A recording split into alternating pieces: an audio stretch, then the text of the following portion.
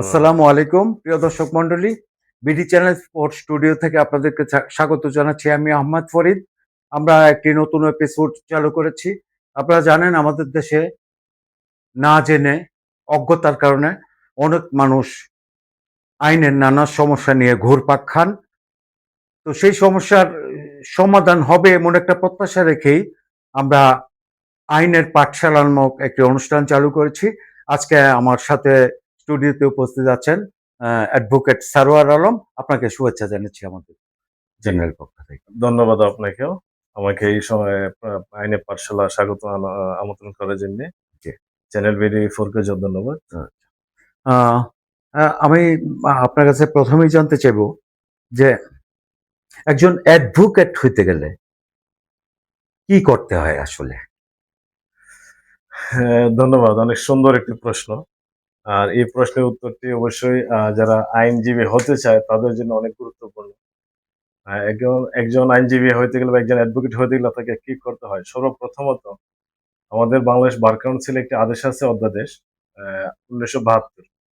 সেই অধ্যাদেশের 27 অনুচ্ছেদে বলা আছে যে আইনজীবী হওয়ার যোগ্যতা এবং অযোগ্যতা উভয় বিষয়ে আলোচনা করা হয়েছে। তো আইনজীবী হওয়ার প্রধান যোগ্যতা হচ্ছে প্রথমত তাকে বাংলাদেশের নাগরিক হইতে হবে এবং তার বয়স 21 বা তার বেশি হইতে হবে এবং তাকে অবশ্যই বাংলাদেশের স্বীকৃত যে কোনো একটি আইন কলেজ থেকে বা বিশ্ববিদ্যালয় থেকে তাকে আইনের উপর এলএলবি ডিগ্রি কমপ্লিট করতে হবে। এই ডিগ্রি কমপ্লিট করার পরে তাকে বার কাউন্সিলে নির্ধারিত পরীক্ষা পদ্ধতি আছে, সেই পদ্ধতি অনুযায়ী তাকে বার কাউন্সিলে পরীক্ষায় অংশগ্রহণ করতে হবে এবং বার কাউন্সিলে আইনজীবী হওয়ার জন্য 3টি ধাপে পরীক্ষা হয়। সর্বপ্রথম তার হচ্ছে একটা এমসিকিউ পরীক্ষা হয়। এমসিকিউ যদি পাশ করে, এমসিকিউর পরে তার রিটেনের জন্য প্রস্তুতি নেবে, রিটেন পরীক্ষা হয়, রিটেনের পরে ভাইভা। এই 3টি ধাপে যখন সে সফলকাম হবে, তারপর বার কাউন্সিল তাকে আইনজীবী হিসেবে তালিকাভুক্ত করবে। তখন সে বার কাউন্সিল থেকে একটি সনদ সংগ্রহ করবে এবং সে নিজেকে একজন অ্যাডভোকেট হিসেবে তখন সে পরিচয় দিতে পারবে। আচ্ছা, ধরেন একজন সনদ পেলেন, সনদ পাওয়ার পরে তিনি চিন্তা করলেন যে আমি সুনামগঞ্জের কোর্টে প্র্যাকটিস করব, সেই ক্ষেত্রে তার করণীয় কি? আচ্ছা, সেই ক্ষেত্রে হচ্ছে যেমন আইনজীবী হইতে গেলে সর্বপ্রথম পরীক্ষা যখন দিবে তখন সে একটা বার সিলেক্ট করতে হবে। এটা হয় তার মাদার বার। যেমন তার ইন্টিমেশনটা জমা দিতে হবে বার কাউন্সিলে। তো ওই মাদার বারে সে যখন আইনজীবী হবে ওই মাদার বার থেকে হবে। হওয়ার পরে তার নিয়ম হচ্ছে সারা বাংলাদেশ থেকে অন্য যেকোনো একটি বারে সে আইনজীবী হতে পারবে। মানে প্র্যাকটিস করতে পারবে। তার মানে সে এট এ টাইমে ২ টি বারে সে প্র্যাকটিস করতে পারবে। তবে সে যদি এই হাইকোর্টে এনরোল হইতে পারে। এটা এই প্রশ্নটা পরে আসবো। আমরা জিজ্ঞেস করছি যে সুনামগঞ্জে যদি প্র্যাকটিস করতে চায় তাহলে কি তাকে আগেই লিখে দিতে হবে যে আমি অমুক বারে জি প্র্যাকটিস করতে ইচ্ছুক? জি পরীক্ষার ফর্ম যখন জমা দিবে তখন একটা ইন্টিমেশন ফর্ম আছে, ওই ফর্মে তার বারের অ্যাসোসিয়েশন কোন বার থেকে সে পরীক্ষা দিচ্ছে সেই বারটার নামটা লিখে দিতে হবে। আচ্ছা, ধন্যবাদ আপনাকে, অনেক ধন্যবাদ। দর্শক আপনারা অনেক কিছু জানলেন। আমরা তারপরেই করব যে তিনি সনদটা নিয়ে এসেছেন, এসে পরে লোকাল বারে তাকে কি করতে হবে? সনদটা নিয়ে আসার পরে লোকাল বারে যে হয়, মানে বিভিন্ন লোকাল বারে বিভিন্ন ধরনের নিয়ম থাকে। যেমন আমাদের যেমন আমরা কিশোরগঞ্জ ডিস্ট্রিক্টে আছি। তো কিশোরগঞ্জ ডিস্ট্রিক্টে এই একটা অ্যামাউন্ট জমা দিতে হয় লোকাল বার অ্যাসোসিয়েশন, ঠিক এরকম প্রত্যেকটা বার অ্যাসোসিয়েশনে একটা ফি জমা দিতে হয়। তাকে বার কাউন্সিল থেকে যখন এনরোল করা হলো ওইখান থেকে একটা লিস্ট পাঠাবে যে সে আইনজীবী হিসেবে এনরোল হয়েছে। ওই লিস্টটা লোকাল বারে আসবে। আসার পর থাকে এখানে কিছু ফর্ম আছে এবং কিছু কাগজপত্র জমা দিতে হয়, নির্ধারিত করা আছে। এগুলোর সাথে তাকে একটা অ্যামাউন্ট টাকা জমা দিতে হয়। সেই টাকাটা জমা দেওয়ার পরে লোকাল বারে তার একটা সদস্য নাম্বার পড়ে। যখন সে লোকাল বারে টাকাটা জমা দিল এবং এখানকার সদস্য হইলো, তারপর থেকে সে ওই বারে আচ্ছা, এরপর দিন থেকে কি উনি মামলা পরিচালনা এবং মানে জেরা করা বা এই কার্যক্রমে কি অংশগ্রহণ করতে পারবে? হ্যাঁ, তার পরদিন থেকে সে একজন আইনজীবী হিসেবে অন্তর্ভুক্ত হয়ে যাবে এবং সে পাওয়ারে সাইন দিতে পারবে, সে নিজে মামলা রিসিভ করতে পারবে, জেরা, আর্গুমেন্ট, মামলা ফাইলিং থেকে শুরু করে সবকিছু সে করতে পারবে। আচ্ছা, তো আমরা দেখি অনেক সময় যে জুনিয়রশিপ করে সিনিয়র কোন আইনজীবীর কাছে।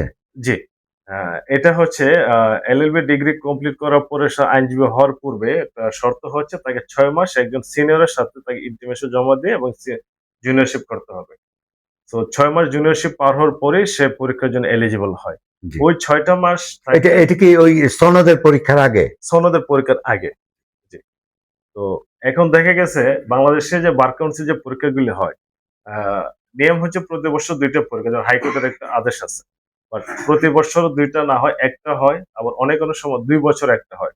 তো সেই ক্ষেত্রে দেখা গেল একজন জুনিয়র আইনজীবী মানে একজন শিক্ষানবিশ ইন্টিমেশন জমা দেওয়ার পরে তাকে 1 বছর 1.5 বছর ওই জুনিয়রশিপই করতে হচ্ছে, বিকজ তাকে তো পরীক্ষাটা পিছিয়ে যাচ্ছে, পরীক্ষার জন্য তাকে ওয়েট করতে হচ্ছে, সেই পর্যন্ত সে জুনিয়রশিপই করতে হয় আচ্ছা, তাকে। আপনাকে অনেক ধন্যবাদ।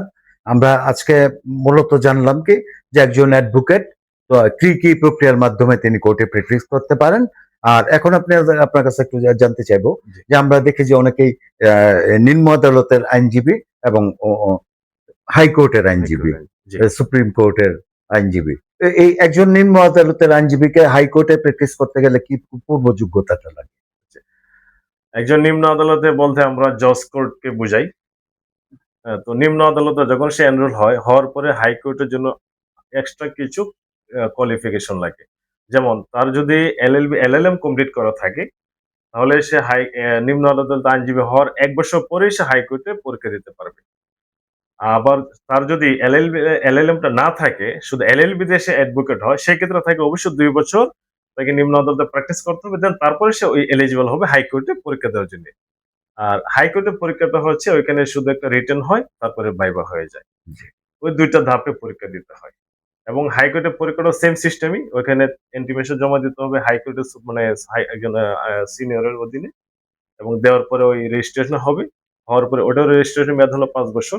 তার মধ্যে থাকে নির্ধারিত ফি আছে। ফি জমা দিয়ে পরীক্ষা তাকে অংশগ্রহণ তখন করতে হবে। তিনি হাইকোর্টে প্র্যাকটিস করতে পারবেন যদি সে তিনি যদি কোয়ালিফাই করেন। কোয়ালিফাই হয়, দেন সে হাইকোর্টে আচ্ছা, প্র্যাকটিস করতে প্রিয় পারবে। দর্শক মন্ডলী, আজকে আমরা আইনের পাঠশালার খুব প্রাথমিক দিক, আইন নিয়ে কথা বলতে গেলে আইনের প্রতিনিধিত্ব করেন কিন্তু আইনজীবীরা।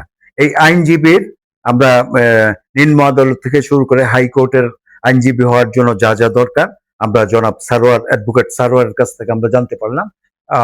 আগামী এপিসোডে ইনশাল্লাহ আমরা আইনের নির্দিষ্ট কতগুলি প্রক্রিয়া, মামলা দায়ের প্রক্রিয়া এবং তদন্ত প্রক্রিয়া, চার্জশিট, ফাইনাল রিপোর্ট, এগুলি কি, এগুলি নিয়ে আপনাদের সামনে কথা বলবো। তো আমাদের স্টুডিওতে আসার জন্য আপনাকে অনেক অনেক ধন্যবাদ। আহ, জি, আপনাকে অসংখ্য ধন্যবাদ, এবং চ্যানেল BD4 কে অসংখ্য ধন্যবাদ আমাকে আমন্ত্রণ জানানোর জন্য, এবং এত সুন্দর একটা আলোচনার মধ্যে অংশগ্রহণের সুযোগ করার জন্য অশেষ ধন্যবাদ, বিশেষ করে আপনাকে। যেহেতু আইনের পাঠশালা, আইন সম্পর্কে আসলে আমাদের অনেকে অনেক কিছু জানে না এখন পর্যন্ত। তা দর্শক নিয়মিত চোখ রাখবেন আইনের পাঠশালা, প্রতি সপ্তাহে আমরা এটা করব এবং জানিয়ে দিব ঠিক কোন বারে সেটি পাবলিশড হবে। তো সেই পর্যন্ত আমাদের সঙ্গে থাকুন। আপনারা ভালো থাকুন, সুস্থ থাকুন। একটু আবেদন জানিয়ে আমার বক্তব্য এখানে শেষ করছি। আমাদের আজকের অনুষ্ঠান এখানে শেষ করছি। খুদা হাফেজ। সবাই ভালো থাকুন, সুস্থ থাকুন।